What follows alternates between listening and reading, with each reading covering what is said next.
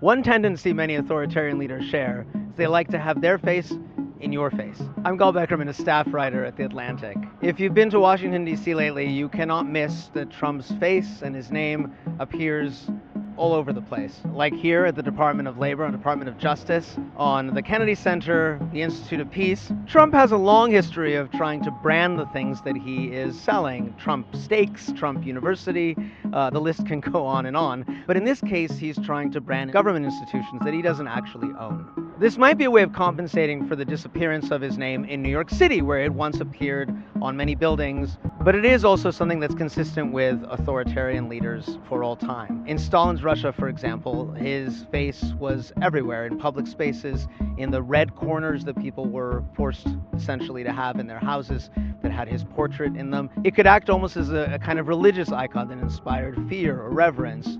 And the look of Stalin in his picture, and you could say even of Trump in his, is almost of a father figure who's looking down upon his subjects.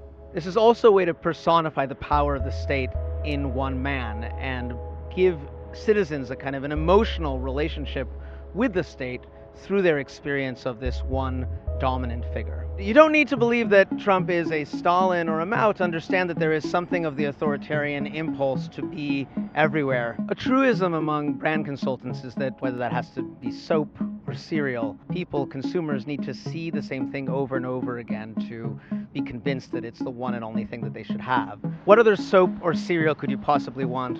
What other leader could you possibly imagine than the one whose gigantic face is everywhere?